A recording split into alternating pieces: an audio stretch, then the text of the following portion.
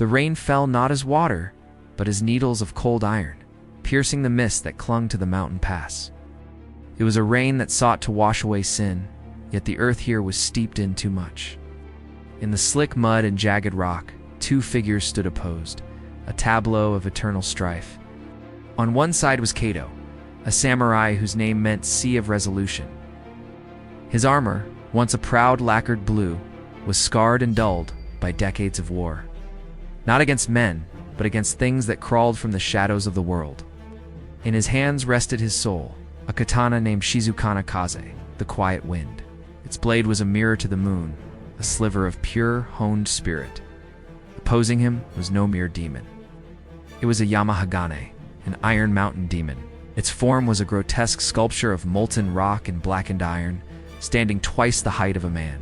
Where its face should have been was a cavernous maw, dripping with slag that sizzled in the rain, and two pinpricks of furnace orange light that held no thought, only consuming hunger. It did not roar, groaned like shifting continental plates, a sound that vibrated in the bones. They had danced this deadly dance for hours. Kato was a master, his movements a haiku of efficiency. He flowed around the demon's thunderous blows, Shizukana Kaze singing as it opened fissures in the stone-like flesh. Ichor, black and thick as tar, wept from the wounds, mixing with the rain to paint the ground in foul, steaming rivulets. But for every cut Kato delivered, his own breath grew shorter. His arms trembled with fatigue. The demon's hide was a fortress, and its power, drawn from the deep earth, seemed inexhaustible. The climax was not a grand, clashing finale, but a moment of terrible, silent miscalculation. Kato saw an opening, a seam in the iron plating at the joint of the beast's leg. He poured the last of his strength into a single, perfect thrust, the quiet wind piercing deep. The Yamahagane bellowed, a sound that cracked stone, but it did not fall. Instead, a massive, magma-wreathed fist closed around Kato's torso. There was a sickening crunch of lacquer, silk, and rib. Blood, hot and human, erupted from Kato's lips, a shocking crimson against the gray rain and black demon blood.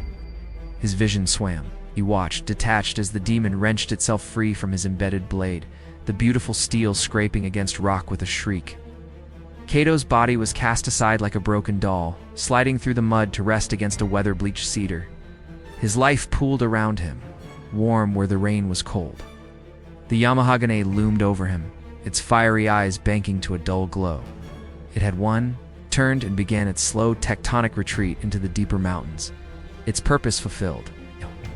But the story did not end with the samurai's last ragged breath. As Kato's spirit fled, a final, profound regret, a storm of unfinished duty and corrosive hatred for the thing that had killed him poured from his dying heart. It did not ascend to any peaceful afterlife. It slammed downward, into the metal he had cherished, the blade that lay discarded in the filth. The rain hissed as it touched Shizukana Kaze, but now the steam that rose was not from the demon's blood. It was a faint, dark vapor from the sword itself. The pristine steel began to cloud as if tarnished from within. The perfect temper line, once a gentle wave, now looked like a serpent's sneer. The spirit of the noble demon slayer, twisted by violent death and defeat, had not saved the sword. It had poisoned it. The quiet wind was still, did not hum with a warrior's resolve, but now throbbed with a silent, patient malice. Years would pass, the bones of the samurai would bleach and scatter. The demon's scars on the land would heal with new growth. But the katana remained, waiting in the mud and roots, its legacy of light forever forged into shadow. It was no longer a weapon against demons. It had become something that craved to create one, and waited, with infinite patience, for a new hand to hold the hilt. Seasons cycled over the forsaken pass, like indifferent guards. Snow blanketed Kato's last stand, thawed into rivulets that probed the earth, and gave way to the fierce green of mountain summers. Decades compressed into a silent film of growth and decay. The cedar, against which the samurai had died, slowly embraced his few remaining bones, its roots cradling his skull with a wooden tenderness. But the true occupant of that grave was not at rest. The katana lay half submerged, its scabbard long since rotted into black filaments. Rain, sun, and time should have reduced it to a flake of rust. Yet the steel resisted. The tarnish that had bloomed in Kato's final moment was not corruption, but a new kind of life, a dormant, venomous chrysalis. The blade drank the minerals from the earth, not to weaken, but to feed the shadow within. It became a void in the landscape, a sliver of absolute stillness where no moss grew, and insects gave it a wide berth. It was not inert. In the deep of night, when the moon was shrouded, a low subaural thrum would emanate from the metal. It was a sound felt more than heard, a vibration that traveled up the roots of plants and into the dreams of animals. A wolf pack, passing too close one winter, would turn on itself in a sudden snapping frenzy, painting the snow with their own gore before fleeing, whining. The blade had fed on their rage. Then came the men. First, a lone hunter, drawn by the unnatural silence of the clearing. His eyes, sharp for track of boar, found the glint of the suba, the handguard, peeking from the mulch. He brushed away the loam, his breath catching at the workmanship. As his fingers closed around the hilt, still wrapped in decaying silk, a jolt like frozen lightning shot up his arm. Visions, jagged and bloody, assaulted him. The slam of a stone fist, the taste of iron blood, the suffocating weight of failure. He reeled back, screaming not in pain, but in a terror that felt borrowed, and fled the mountain, speaking of angry ghosts for the rest of his days. The sword's call grew stronger, more cunning. It learned to pulse its silent song towards desperation. It found a wounded bandit next. A man named Guru with a festering sword cut in his side, and the Lord's men on his trail. Stumbling into the clearing, fevered and desperate, he saw the weapon as a gift from the kami themselves. He clutched it, and the pain in his side flared, then numbed, replaced by a warm, thrilling surge of vitality. He did not see the faint tendrils of black that seemed to seep from the hilt into the veins of his wrist. That night, he butchered his pursuers with a ferocity that shocked even him, the blade moving with an eager, preternatural speed. But by dawn, the borrowed strength was gone, replaced by a deeper, soul-sapping chill. Guru was found days later, frozen dead in a sunlit meadow, a look of horrified hunger on his face, the sword lying beside him as if repelled. With each touch, the curse practiced. It learned to offer a taste of power, to whisper of strength and survival, before hooking its barbs deeper into the psyche. It was an unquiet blade, a sleeping predator broadcasting a lure. It hungered not for blood alone, but for a specific vintage, the will of a true warrior, a spirit strong enough to wield it, to feed it great deeds of violence, and to be slowly hollowed out and replaced. It waited a patient infection in the soil. The legacy of Kato's defeat had fermented into something far more dangerous than a haunted relic. It was a gateway, and its silent, throbbing call into the world was now a focused signal. It was no longer searching for any hand. It was waiting for the right hand, one that could lift it, one that believed in honor and purpose, one whose corruption would be a masterpiece. The wind through the past no longer carried the memory of a quiet resolve. It carried the promise of a scream yet to come. The man who climbed the forsaken pass was named Ren. His steps were not the desperate staggers of the bandit or the superstitious fear of the hunter. They were the measured, deliberate paces of a pilgrim walking towards a shrine. His armor was simple, functional, bearing the subtle mon of a minor clan nearly erased by the chaos of the times. In his eyes, worn thin by witnessing village after village reduced to ash and lamentation, burned a resolve that had hardened into a single, sharp purpose, to find a weapon equal to the darkness descending upon the land. He had followed rumors, a trail of whispers that spoke of a cursed blade and a demon of stone, of a great slayer who had fallen. To others it was a ghost story. To Ren, it was a history lesson. He sought not just a sword, but a lineage. The legacy of Kato, however fractured the tales, was a beacon. The clearing found him, as it had found the others. The air here was still and cold, the birdsong muted. His gaze swept over the ancient bleached bones cradled by the cedar's roots, a samurai's final repose. Profound respect settled in his chest, a somber kinship with this fallen brother. He knelt, not in fear, but in observance, and offered a silent vow to the spirit of the place. His eyes then found the sword. It lay as if it had been placed there moments before, not decades. The earth seemed to have pushed it upward, presenting it. The suba was a complex web of rust-darkened iron, the hilt wrapping brittle and black. But the blade itself, where it was visible, held a sinister allure. It was not bright, but it held a deep, liquid sheen, like a pool of ink reflecting a bruised sky. The famed temper line, the hamon, was a violent, jagged pattern, a frozen lightning strike captured in steel. Ren felt the chill first, a physical cold that seeped through his gloves as he reached for it. Then came the vibration, a subtle hum that traveled up his arm and settled in his teeth. It was not the pure song of a well-forged katana.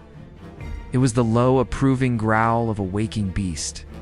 As his fingers closed fully around the hilt, the world did not spin with visions of horror. Instead, a surge of immense crystalline clarity flooded him. His fatigue from the long climb evaporated. His senses sharpened until he could hear the burrow of a worm beneath the soil, smell the iron in the rocks. The grief and desperation that had been his companions for months were scoured away, replaced by a formidable, focused calm. It felt like putting on a suit of armor forged from darkness itself. The sword's weight in his hand was perfect, an extension of his own will. He saw not a cursed object, but a key, a tool of vengeance that had awaited a hand steady enough to wield it. He lifted the blade from its grave. No shadowy tendril snaked into his skin. No ghostly voices whispered. The corruption was subtler, more insidious. It met the integrity in Ren's heart and did not attack it. It mirrored it, amplified his resolve, twisted his honorable purpose into something absolute and merciless. The warmth he felt was not the sun, but the sword's satisfaction. Ren carefully cleaned the blade with a strip of silk from his pack. He did not see how the cloth came away stained not with mud, but with a faint, smoky residue. He slid the katana into a spare scabbard he carried, and as the metal kissed the wooden sheath, he felt a final, unsettling click, as of a lock turning over in his soul. As he descended the mountain, a new chapter began. Ren carried with him the pride of a reclaimed legacy and the fierce hope of a savior. He walked with a stronger, more confident stride. He did not look back to see that the clearing, now bereft of its centerpiece, seemed to sigh. The unnatural silence lifted. Birds cautiously returned. It was as if the land itself was relieved to be rid of its tenant. The sword, however, was content. The unquiet blade had found its new home. The hand that held the hilt was strong, virtuous, and ripe for breaking. The hunt could now truly begin, and the slow, meticulous work of transforming a demon slayer into something else could commence, drop by crimson drop. The opportunity presented itself 3 days later, in a valley shrouded in the stench of wood smoke and carrion. A farming hamlet, one of the few still clinging to life in the shadow of the blackened peaks, had been visited by a Jekaninki, a ghoul demon that feasts on the flesh of the dead, and when hungry enough makes the living dead. Ren arrived to find not a battle, but a desecration. Fresh graves had been torn open, their contents missing. The air was thick with flies and a greasy, parasitic fear. The elders, their faces etched with a grief beyond tears, pointed a trembling hand towards the old charnel ground at the valley's head. Ren felt the sword at his side stir. It was not a movement, but a sensation, a sudden focus, like a hound catching a scent. The clarity he had felt on the mountain sharpened further, narrowing his world to the path ahead and the weapon in his grip. The pity he should have felt for the villagers was muted, streamlined into a cold, operational purpose. He found the Jekaninki at dusk. It was a hunched gangrel thing, its skin the color of a week-old corpse, taut over a distended belly. It was crouched over the remnants of its latest feast, fingers and jaws slick with gore. It turned as Ren approached, its eyes milky and devoid of thought, driven only by a bottomless hunger. Ren drew the forgotten sword. The rasp of steel on wood echoed sharply in the silent grove. In the failing light, the blade drank the sunset, reflecting not orange, but a deep Venus purple. As his fingers tightened on the hilt, the now familiar surge of power flooded him. But it was hotter this time, threaded with an eager anticipation. The fight was less a duel and more a slaughter. Ren moved with a speed that surprised even himself. The demon lunged, claws extended. A normal katana would have parried, sought an opening. This blade guided Ren's arm in a fluid diagonal cut that seemed to pull through the air. It met the Jekaninki's wrist, and did not merely slice. It sheared through bone and tendon, as if passing through smoke. Black coagulated blood sprayed the air. The demon shrieked, a sound like tearing rot. Ren felt a jolt travel up the sword, through his arm and into his core. It was warm, invigorating, a draft of stolen vitality. The sword hummed, a low, contented thrum. He pressed the attack, no longer a defender, but a reaper. Each cut was devastating. He severed a hamstring, opening a gush of foul fluid. He carved a deep trench across its chest. The ghoul stumbled back, its predatory confidence shattered into animal terror. With a final overhead arc that felt less like a strike and more like the falling of a guillotine, Ren cleaved the demon's skull from crown to jaw. The body collapsed, twitching into the spoiled earth. Silence returned, heavier than before. Ren stood amidst the carnage, breathing steadily. He watched the dark life leach from the creature, and then he heard it. Not with his ears, but in the marrow of his mind, a sibilant thread of thought that was not his own, well fed. The words were cold, smooth as polished stone. They carried the echo of the blade's metallic chill. Ren's gaze dropped to the sword. The blood of the Jekaninki was not dripping from the pristine steel. It was being absorbed, vanishing into the metal like water into parched sand. As it disappeared, the jagged hammond seemed to glow faintly, a single pulse of hungry light. A cold, not tightened in Ren's stomach, separate from the weapon's warmth. This was not the noble dispatching of a monster he had envisioned. This had been a feeding. The exhilaration he felt was tainted, laced with a predatory satisfaction that sickened a still human part of his soul. He wiped the now spotless blade on the grass, the gesture instinctual. The whisper did not come again, but the connection was forged. The sword had tasted blood through him, and he had tasted the sword's pleasure. It had spoken, and now it knew he could hear. The path ahead was no longer a straight line of honor. It was a road paved with crimson petals, and the first step, slick and whispering, was now complete. The whisper became a compass. In the days that followed, Ren found his path uncannily guided towards strife. A lingering unease at a crossroads would pull him west, where a kappa had dammed a river to drown travelers. A faint, metallic taste on the wind would lead him south to a blighted grove, where spider-like Jorigumo wrapped silken tombs around living lumberjacks. Each encounter was a lesson in the sword's nature, and its curriculum was written in blood. The blade's hunger was not a mere appetite, it was a connoisseur's preference. The lesser, mindless Wikai, it dispatched with efficient, almost disdainful cuts, absorbing their thin, sour vitality with little more than a flicker along its edge. But when faced with stronger prey, demons that possessed cunning, that knew fear and rage, the weapon awoke. During a moonlit clash with a chimeric horror with the head of a monkey and the legs of a tiger, Ren felt the change. As the beast lunged, the sword seemed to grow heavier in his hand, not with weight, but with intent. It pulled his parry into a savage counterstrike, burying itself deep in the creature's serpentine tail. A roar of agony split the night, and then the feed began. A visible, shuddering current of essence, a shimmer like heat haze tainted with oil, traveled from the writhing demon, up the length of the blade, and into Ren's arm. It was not warmth this time, but a scalding influx of raw power. His muscles corded with new strength. His senses exploded. He could see the frantic pulse of the Nu's three hearts, could smell the unique terror sweat of each of its combined creatures. With a yell that was half his own, half something else, he tore the sword free, and in one fluid, impossible motion, severed two of the hearts in a single gory arc. The kill was ecstasy. A transcendent, brutal clarity where thought vanished and only the perfect geometry of violence remained. He stood panting over the dissolving corpse, the sword thrumming in his grip like a living heart, sated and purring. More, the silence seemed to vibrate. More of this. Ren's methods began to shift, sculpted by the steel's craving. The honorable, defensive stance of the samurai eroded, replaced by a relentless, offensive fury. He no longer waited to understand a demon's pattern or seek a merciful end.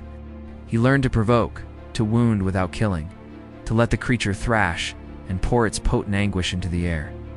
A vintage the sword savored.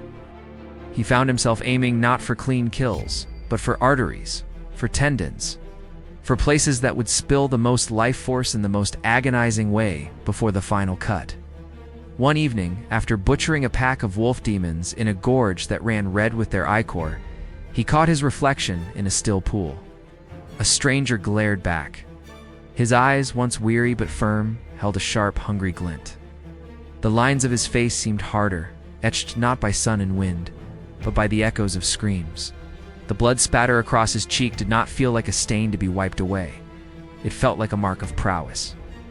The sword on his hip was no longer a tool, it was a symbiote, and its hunger was a fire in his veins, burning away the man he had been and forging the weapon he was becoming. He looked away from the reflection, not in shame, but in a kind of grim acceptance. The path demanded strength, and the sword provided it. The villages he saved were safe, their gratitude a balm he used to justify the growing coldness within. He told himself the end sanctified the means. But in the quiet moments, when the blade's hum had faded, he could feel the hollow space inside him growing. A void where the sword's hunger resided, waiting patiently for the next crimson meal.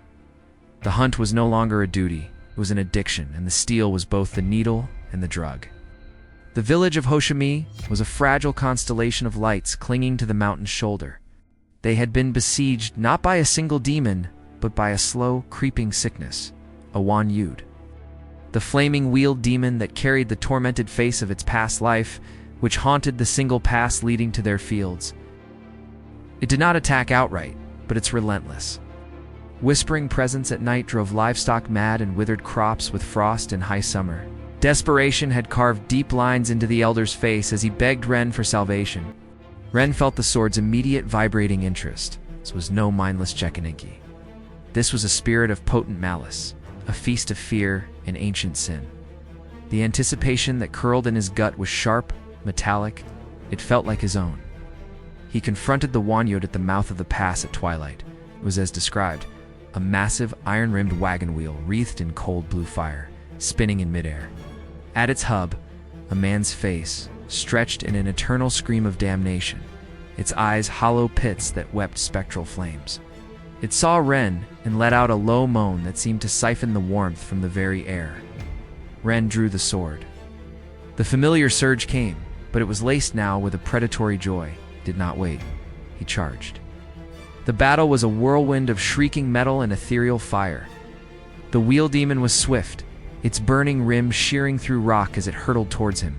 Ren moved faster. The sword guided him into impossible dodges, his body bending around arcs of destruction. He did not seek to banish or reason. He sought to wound. His first cut was not aimed at the hub, but at the outer rim. The cursed steel shrieked as it bit into spectral iron, and a spray of icy blue embers erupted. The demon's scream hit a new pitch. Ren felt the cold fire of its essence rush up the blade, a chilling electric influx that made his hair stand on end and his blood sing with vicious energy. He laughed, a short, sharp sound that was swallowed by the din. He pressed the attack, a dancer in a storm of flame. Each parry was an opportunity to gouge, each dodge a setup for a deeper cut. He carved chunks from the wooden spokes, each strike sending a fresh wave of agonized energy into him. Sword drank deeply, and with each draft, Ren's movements became more fluid, more brutally efficient. He was not slaying a monster. He was dismantling it, savoring its distress. Finally, with the demon's form fragmented and its flame guttering, he delivered the final blow, a thrust directly into the screaming face at the hub. The moan cut off into a soundless, vanishing wail. The wheel shattered into fading embers. A final massive wave of power, a cocktail of centuries of torment and malice, flooded into Ren. He stood panting in the sudden silence and dark, the sword humming contentedly, its hamon glowing with a satisfied, sated light. The air warmed. Sickness over Hoshimi had been broken. The villagers found him there. They did not see the ecstasy of the fight still fading from his eyes, the way he stood over the fading embers, not as a guardian, but as a victor over a conquered foe. They saw only their savior. They wept, prostrating themselves in the dirt, pressing offerings of rice, wine, and cloth into his hands. Their gratitude was a physical thing, warm and human, and it felt like ash in Ren's mouth. As they led him back to the village for a celebration, their tearful praises washing over him. The cold knot in his soul tightened into a hard, painful lump. He looked at their grateful, weathered faces, at the children peeking from behind doors with awe, and felt nothing but a yawning distance. The profound, life-saving joy he should have shared in was gone, stolen by the sword's colder, more immediate pleasures. He had saved them, yes, but he had done it for the rush of the demon's dying energy, for the approving hum of the steel. Their human relief was a weak, pale thing compared to that dark transfusion. That night, in the small room they gave him, he stared at the sword leaning against the wall. In its polished surface, he saw not his own face, but a fragmented reflection of the unsheathes screaming hub. The victory was hollow. Power was real, but it was mortgaged against his soul. He was becoming the perfect weapon, and in the quiet aftermath, he could finally hear the price, the silencing of his own heart. The reflection in the tarnished steel was no longer a samurai. It was a well-fed curse, wearing a man's skin. Ren's journey became a pilgrimage of scars, both given and received. The hollow victory at Hoshimi had not turned him back. It had instead severed the final, fraying tether to his old self. The path ahead was now the only path he recognized, and it was paved with the crimson petals of spilled demonic life. He was no longer a wanderer seeking purpose. He was a force of eradication, drawn inexorably towards the greatest source of corruption, the blackened peaks where Kato had fallen. The sword's pull in that direction was a constant magnetic thrum in his bones. He stopped seeking villages to save. Now, he sought only infestations to purge. The whispers of the common folk spoke of a silent slayer who moved through the hinterlands like a sharp wind, leaving only disintegrating monsters in his wake. They spoke with awe, but the stories carried an edge of fear. Those who glimpsed him spoke of a figure who moved with a predator's grace, his eyes reflecting no triumph, only a chilling, focused void. The sword's influence was no longer a subtle guide. It was a collaborator. Ren's senses, amplified to a preternatural sharpness, could now track a demon's psychic spoor, a trail of fear, malice, or ancient pain hanging in the air like a scent. He followed these trails with single-minded devotion. He battled a Nurikabe, a wall phantom, not by finding its weak point, but by hacking it into screaming, dissipating pieces, absorbing its stubborn, earthy essence. He hunted a coven of Kitsunasuki, fox-possessed madwomen, and felt the sword savor the complex flavor of their fractured sanity. With each battle, the line between man and weapon blurred. The rush of stolen power was no longer followed by a moment of cold clarity, it was the clarity. His own thoughts grew quieter, replaced by the sword's simple, visceral logic. Threat, blood, power. His physical form began to subtly shift. His movements acquired an uncanny, jointless fluidity. His reflexes operated on a plane beyond thought, a hair's breadth faster than any human nerve could command. The cuts he made were mathematically perfect, obscenely efficient. He no longer felt the strain of combat, only the crescendo of the kill and the satisfying influx that followed. One gray noon, in a blighted forest where the trees wept sap like blood, he faced a Yamaba, a mountain hag of immense age and cruelty. She wielded magic, weaving illusions of lost loved ones and terrifying phantasms. To Ren, they were merely shadows. The sword's perception cut through the falsehoods, showing him the world as it truly was, a landscape of pulsing, vulnerable life force. He saw the hag's own energy not as a unified whole, but as a knotted, diseased cord. He did not charge her directly. Instead, he moved through her illusions like a ghost, his footfalls silent. When he struck, it was not to kill, but to sever. With a flick of the blade, he cut the energetic tether, connecting her to a particularly powerful illusion. The hag screamed, a raw physical wound to her power. Ren felt the severed magic flood into him, a bitter, cloying taste. He cut another tether, and another, methodically dismantling her, feasting on each shard of her dissolving will. By the time he stood before her crippled, terrified form, he was brimming with stolen power, vibrating with a barely contained ferocity. The final cut was an afterthought. As he wiped the pristine blade, he noticed his hand. The veins once blue beneath the skin now carried a faint, shadowy tracery, like the roots of a dark tree. They pulsed in time with the sword's dormant hum. He was not just wielding the cursed steel, he was being rewired by it. His path was no longer that of a samurai. It was the path of a predator, and each demon he felled was a bloody petal marking his descent towards the heart of the darkness, towards the same demon that had forged the curse he now carried. The petals were leading him home, to a confrontation that was written in blood decades before he was born. Ren crested a ridge, and the landscape fell away into a scar he knew in his soul. The air grew thin, the trees stunted and twisted. He stood at the edge of the clearing from his dreams, the place the sword's silent song had led him since the moment he lifted it. The blackened peaks loomed above, their summits shrouded in perpetual storm. Below lay the pass where Kato died. No bird sang here. Silence was a physical weight, thick with old blood and older malice. Ren's heart did not race with trepidation. It beat a slow, steady war drum in time with the sword's thrum. The weapon vibrated on his hip, no longer a hum, but a resonant pull like iron to a lodestone. This was its birthplace. This was where the curse had taken its first breath. He walked into the clearing. His enhanced senses screamed. The residual psychic violence of the decades-old battle was etched into the very atoms of the place.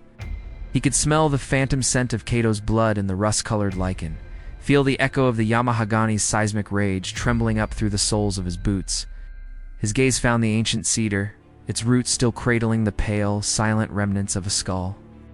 A profound, unwelcome sense of kinship settled over him. He was not a successor. He was a repetition. As night fell, Ren made a sparse camp. The sword laid bare across his knees. The moon rose, a sliver of bone in the sky. The echoes began. It started as a pressure behind his eyes, then a flood of sensory memory that was not his own. He did not see visions so much as relived sensations. The grip of the hilt, familiar and worn, but the hand was larger, the calluses in different places. Kato's hands, crushing fatigue in the muscles, a noble exhaustion from a lifetime of war. Then the impact. The searing white-hot crunch as the stone fist closed. Ren's own breath hitched, his ribs aching in sympathetic agony. He tasted blood, coppery and real, filling his mouth. Not his blood. Kato's. The echo deepened, shifting from sensation to emotion. A tsunami of feeling washed over Ren, a steely, unbreakable resolve. A purity of purpose that made his own corrupted mission seem grotesque. And beneath it, as the fatal blow landed, a cataclysm of regret so profound it bent the soul. Not regret for death, but for failure, for leaving the work unfinished. This regret curdled in the final second of consciousness into a black, unfocused hatred. Hatred for the demon, hatred for the weakness of flesh, hatred for the very sword that had not been enough. This was the seed. This bitter, dying fury was the first drop of poison that had tainted the steel. Ren gasped, the sword burning cold against his legs. The echo did not stop. He felt the slow, decades-long seep of that hatred into the blade. Fermenting in isolation, merging with the absorbed malice of every demon Kato had ever slain, transforming a tool of protection into a vessel of hungry vengeance. Ren opened his eyes, sweat cooling on his skin. He looked from the bleached skull to the sword in his lap. He understood now. He was not the master of this weapon. He was its instrument, its next iteration. Kato's final corrupted wish, to never be weak again, to wield ultimate power against the dark, was being fulfilled through him. The sword was making him strong enough to never fail as Kato had. It was erasing his humanity to forge him into the perfect, unfeeling weapon the first master had, in his darkest moment, desired. The horror was not in the curse's alienness, but in its terrible familiarity. The path of crimson petals had not been his own choice. It was a trail laid down by a dying man's wrath. He was living another's sin, and the echo in the clearing confirmed his deepest fear. The transformation was not an accident. It was the design. Sleep in the cursed clearing was not rest. It was descent. The moment Ren's consciousness frayed at the edges, the sword's grip on his mind tightened, pulling him down into a realm where the echoes of Kato's memories bled into something far more primal. The night after the first visions, the dream began. It started with the earth. In the dream, he was not standing upon it, but within it, a consciousness suffocated by layers of stone and ancient compacted grief. A deep, rhythmic pulse, slow as continental drift, throbbed in the dark. It was the heartbeat of the mountain, but corrupted. It was a heartbeat he recognized from the echoes, the seismic groan of the Yamahagane. He felt its hunger, a vast, patient emptiness that could only be filled by the heat of volcanic fury or the screaming essence of life. Then, a shift. The perspective wrenched, and he was no longer in the earth, but of it. His body was a tectonic assembly of granite and iron. His veins flowed with magma. He looked out from a pinnacle and saw the world not as shapes and colors but as sources. Of warmth, the pathetic, fleeting candleglow of villages, the brighter, swirling bonfires. Of human passions, the cold, sickly gleam of other demons. He understood with a stone-cold certainty that all warmth was fuel. All life was consumption. The dream twisted again. Now he was hunting. Not as Ren, but as the demon. He moved not with steps, but with a grinding, relentless inevitability. A samurai stood before him, a blue-clad speck of buzzing, defiant warmth. The demon Ren felt a spike of molten irritation. A fist, his fist, the size of a boulder, swung. He felt the satisfying crunch shell sensation of lacquer, bone, and spirit breaking. The warmth that burst forth was exquisite, a brief bright star in his cold universe. He felt the samurai's resolve, his honor, his very soul, extinguish. And in that extinguishing, he felt power, a transfer. The samurai's strength did not vanish. It was absorbed, adding a faint, permanent heat to his own core. Ren woke with a ragged gasp, clawing at his own chest, expecting to find plates of stone. His skin was slick with sweat, but it was cold as well water. The pre-dawn light painted the clearing in shades of ash. He scrambled to his feet, backing away from the sword where it lay beside his bedroll. The horror was absolute. It was not the nightmare of being killed by the demon. It was the ecstasy of being the demon. He had not just witnessed Kato's death from the outside. He had experienced its perfection from the predator's perspective. The satisfaction of that kill. It's the rightful order of consumption. The dream carried the unmistakable, visceral logic of the sword itself, the same logic that now governed his waking hunts. A new, more terrifying understanding dawned. The curse was not merely turning him into a demon. It was specifically honing him into a rival, a successor to the Yamahagane. The sword was not just feeding on demons. It was studying them, integrating their essence, their instincts, their hungers. With every demon he slew, and whose power he absorbed, Ren wasn't just gaining strength, he was rehearsing. The dream was the blueprint, and his waking life was the construction. The claws and teeth he dreamed of were not just the demons, they were the tools his new emerging nature was being shaped to wield. He looked at his hands in the gray light. For a fleeting second, the contours of his fingers seemed to blur, their outline jagged, like cracked stone. It was an illusion, he told himself. But the feeling in his gut, the cold, heavy, patient hunger from the dream lingered. It felt more real than the fear. The sword awaited the final confrontation, not as a tool for revenge, but as a key to a transference. It was preparing him to not just face the demon, but to understand it, to become the only thing worthy of replacing it. The truth of the mountain revealed itself not as a vision, but as an infection. After the dream, Ren's perception of the blackened peaks was irrevocably altered. The looming range no longer felt like a place, it felt like a body. The deep clefts were wounds. The plumes of sulfurous steam were its breath. The steady subsonic tremor underfoot was the slow, grinding pulse he had felt in his dream, the heartbeat of the Yamahagane. He was not climbing a mountain, he was walking into the open maw of the curse's origin. His ascent was a journey into a land rejecting life. Stunted pines gave way to skeletal shrubs, then to bare, scorched rocks streaked with mineral veins that wept like sores. The air grew thick with the smell of hot stone and ozone, scalding the lungs. No birds, no insects, not even lichen persisted here. The only sound was the moaning wind through stone teeth and the ever-present deep-throated hum of the mountain's heart. And then he saw its works, a shrine or what remained of one. The Toria Gate was splintered, not by weather, but by a single, deliberate swipe of a massive, clawed hand. The stone lanterns were pulverized into gravel. At the center of the courtyard, a statue of a Jizo, a protector of travelers, lay toppled. Its serene stone head was missing, and in its place, jammed onto the statue's neck, was the skull of a bear, fresh gore still dripping into the stone folds of the robes. It was a statement, a blasphemy carved from violence. Further up, he found a hermit's cave. The old ascetic who had dwelt there was now a crimson fresco against the back wall, its remains fused to the stone by intense heat.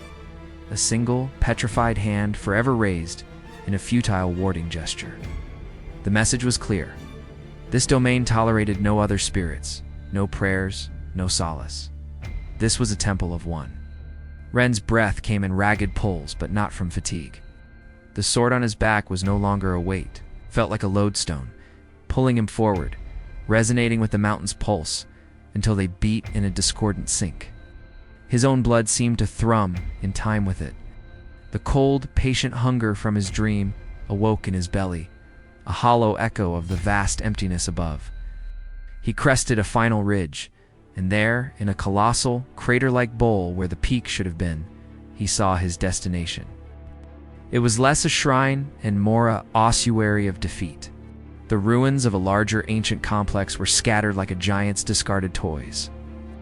And at the center, surrounded by the bleached, giant bones of creatures he could not name, stood the edifice. It was a twisted, corrupted version of a pagoda, built not of wood, but of fused stone, jagged iron, and the immense, arching ribs of some long-dead monstrosity.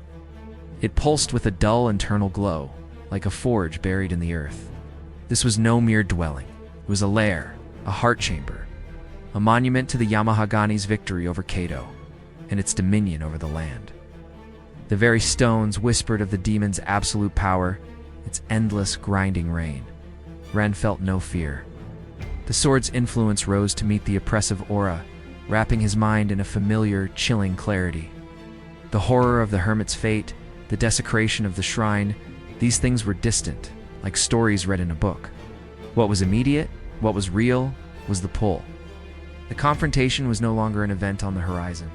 It was the next inevitable step in his descent. The demon of the blackened peaks was waiting, the cursed sword thirsting in its sheath, was eager to reintroduce itself to its maker. Ren descended into the crater bowl, the fused stone pagoda growing like a jagged black heart before him. The air shimmered with heat, haze, and malice. The bleached bones of the fallen crunched to powder under his boots, the final remnants of his predecessors. As he crossed an invisible threshold, the mountain's pulse became a deafening, rhythmic thud that vibrated in his teeth and marrow. The sword on his back screamed silently for release. Before the pagoda's entrance, a yawning arch like a throat, the earth itself erupted. Stone and soil heaved upward in a cataclysmic surge. From the living mountain, it pulled itself free. The Yamahagane was not summoned, it was manifested. It rose to its full, dreadful height, a monument of hatred given form. Its body was a tapestry of volcanic rock and ragged iron, slag dripping like saliva from its cavernous maw. The two furnace-orange coals of its eyes focused on Ren, and in them he saw not recognition, but a profound, disdainful curiosity.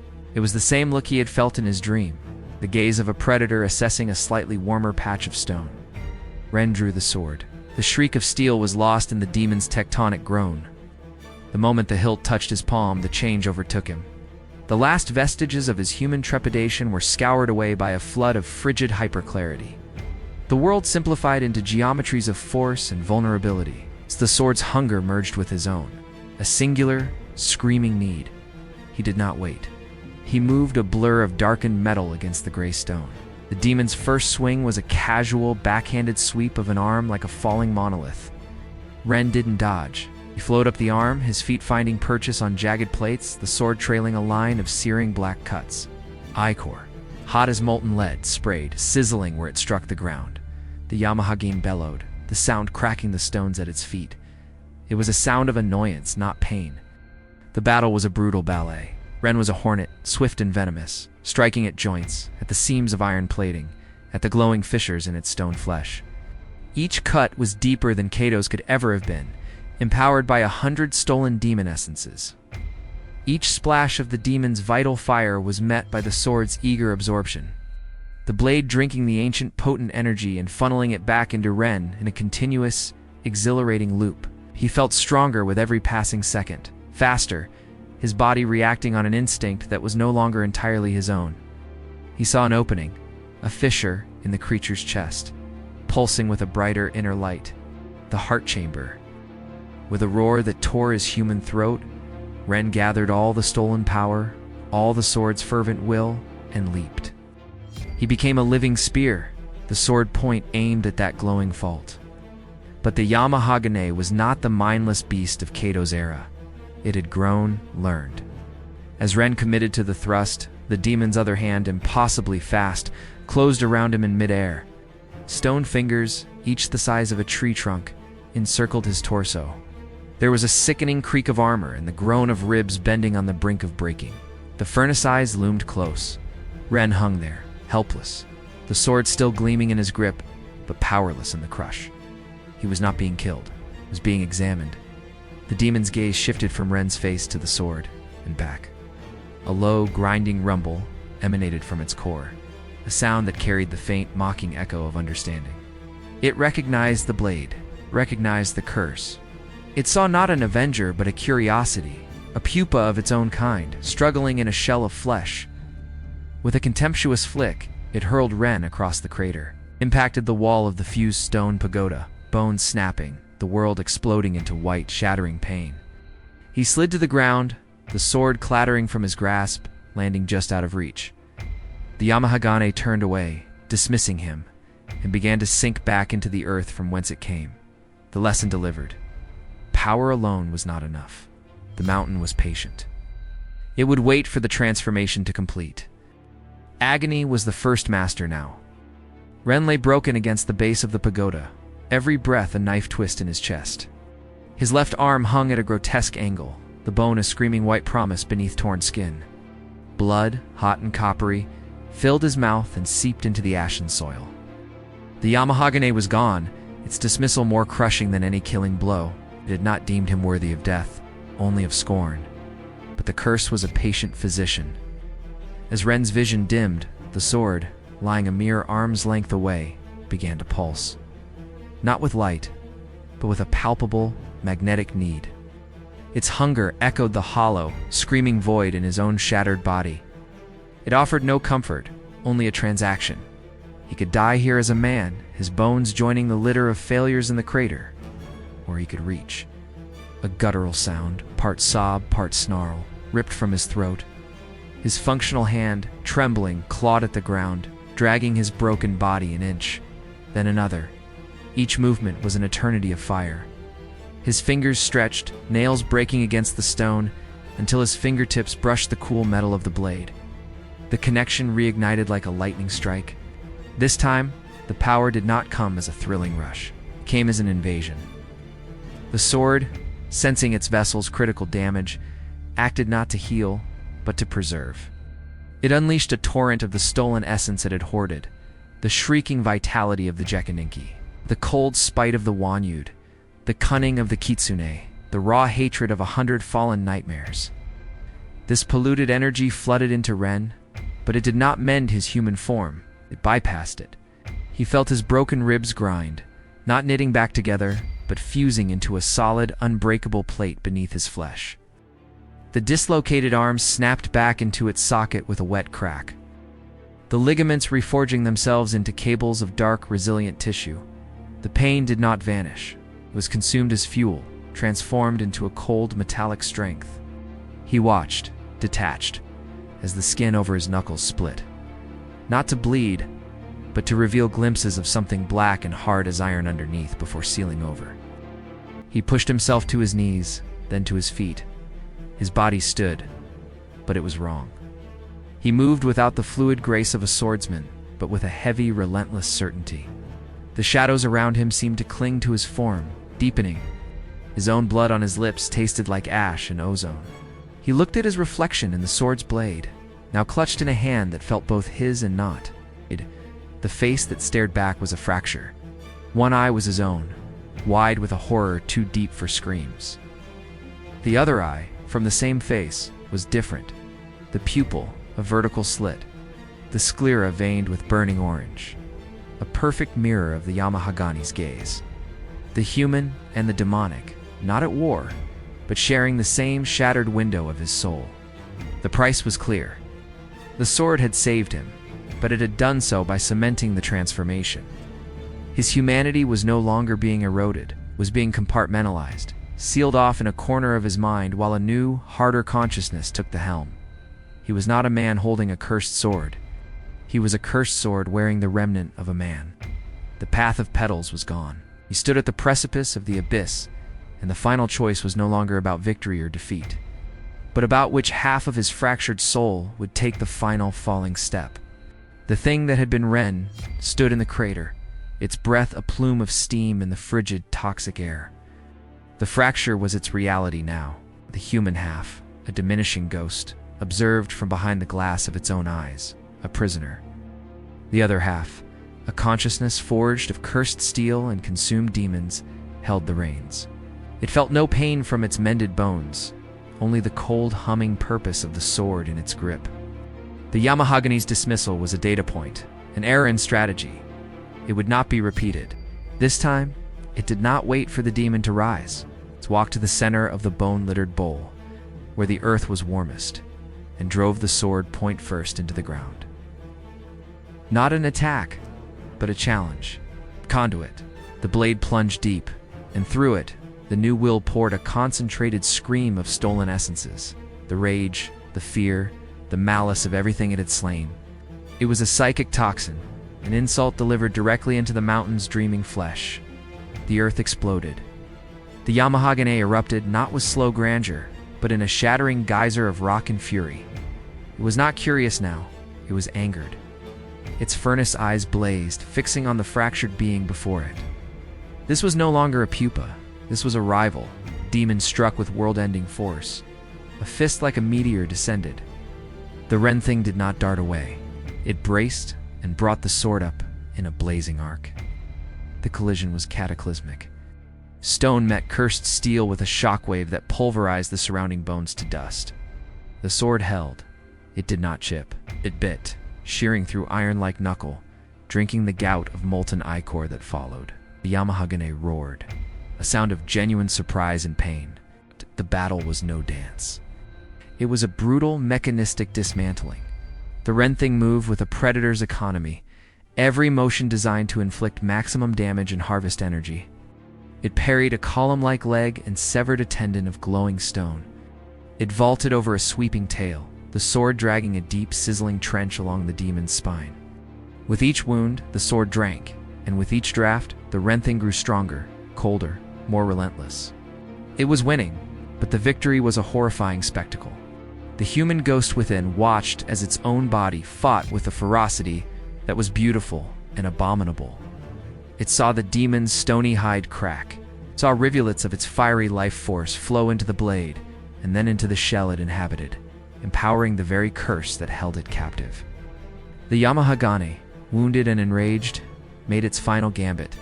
It opened its cavernous maw, and from its throat gathered not fire, but a concentrated beam of pure, soundless negation, a void beam meant to unravel spirit and matter alike. It fired. The Ren thing did not try to dodge. Instinct, the sword's deepest programming, took over. It reversed its grip, and in a motion of shocking sacrifice, plunged the sword into its own chest, not into flesh, but into the core of the swirling demonic energy it housed.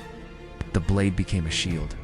The void beam struck the exposed steel and was captured, twisted, and reflected back along the length of the sword, amplified by every drop of stolen power.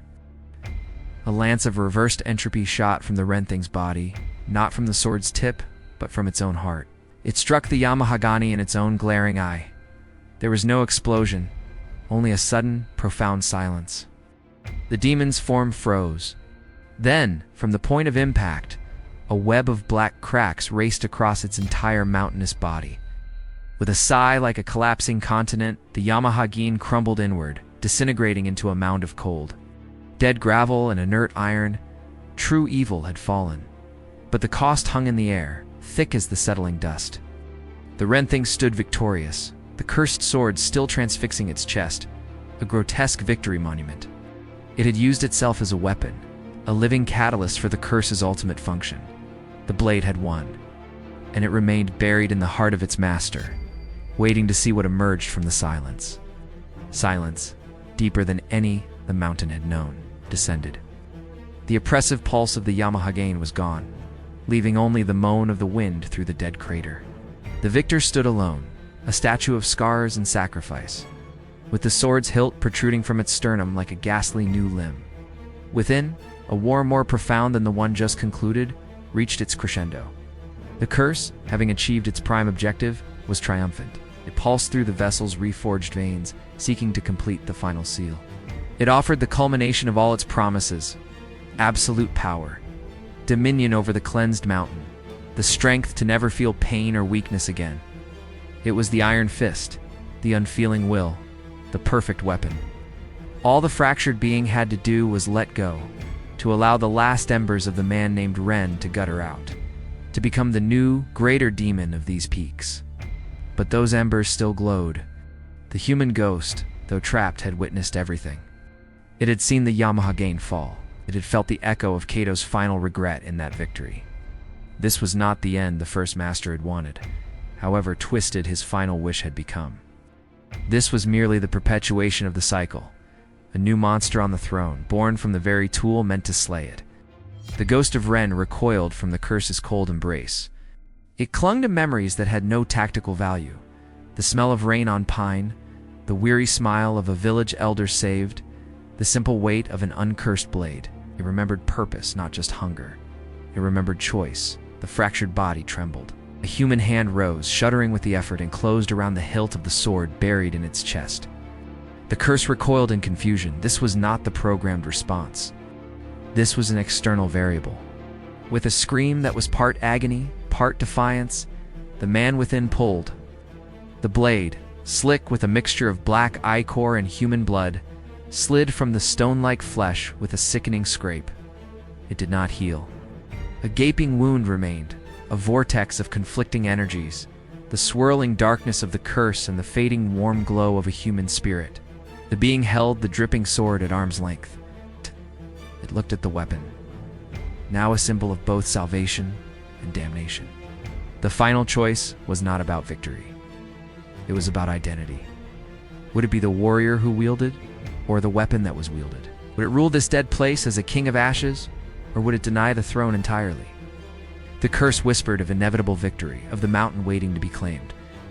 The ghost of the warrior remembered the path of crimson petals and saw where it truly led, to an eternity of hollow consumption in a silent kingdom of one. The choice was not a thought, it was an action. The fractured being lifted its gaze from the sword, looking past the crater, past the peaks, towards the world of fleeting warmth and fragile life it had sworn to protect a lifetime ago. It made its decision. And with that decision, the tenuous balance within shattered, forcing the final, irrevocable act. The choice was made in the silence. The warrior had chosen. Now, the weapon had to be broken. The fractured being, the last echo of Ren, did not turn the sword towards the mountain, nor towards some symbolic altar. It turned the blade inward, point aimed at the gaping, weeping wound in its own chest. The curse, sensing the intent, erupted in a final, desperate storm. It was not a whisper now, but a shriek that vibrated the very air, offering torrents of power, visions of dominion, the seductive promise of eternal, unfeeling strength. "Become," it screamed. "Rule." But the ghost within was no longer listening. It remembered the warmth of Hoshimi's gratitude, a warmth it could no longer feel, but knew was precious. It remembered the clean purpose in Kito's eyes before the corruption of his final moment. That memory was the fulcrum. With a cry that was pure, unadulterated human will, a sound not heard in this crater since Kato's death, the being plunged the cursed sword into its own wound, driving it deep into the core of the swirling darkness. That had replaced its heart. This was not an act of suicide, but of surgery. The blade, designed to absorb and corrupt, met its own essence. A perfect, vicious feedback loop ignited. The curse consumed itself. Within the vessel's chest, a silent, cataclysmic war raged. The accumulated hatred of the Yamahagane, the malice of 100 demons, the bitter regret of Kato, all turning inward, devouring each other. The being fell to its knees, back arching in agony beyond sound. Its form became a battleground. The human half bled, great gushing surges of crimson, lifeblood finally flowing free, washing over the dead stone. The demonic half cracked and blackened, veins of orange light fracturing like dying embers. The sword vibrated, its metal screeching as if in mortal pain, the jagged hammer flaring once, blindingly bright, before beginning to dull to a dead gray. With a final shuddering convulsion, the being tore the blade free and cast it aside. It clattered against the bones, now inert, just a length of cold, lifeless steel.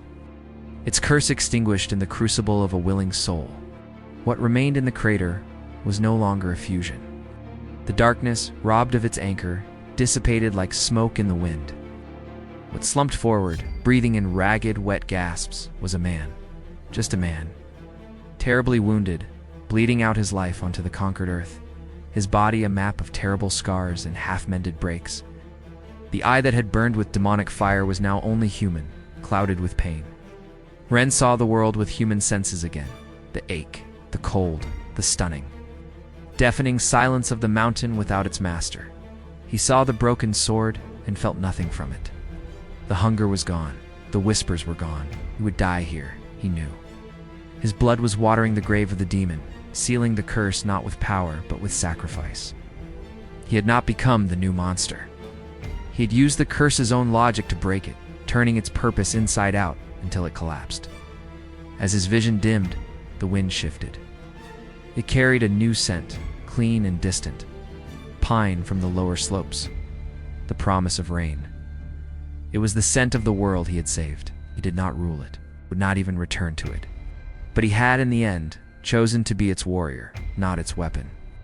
His final breath was not a scream of defiance, but a sigh of release, merging with the mountain wind that now blew, unburdened, through the pass. The forgotten demonic sword was forgotten once more, and the legacy forged in shadow ended, not in darkness, but in the fragile, fading light of a human choice.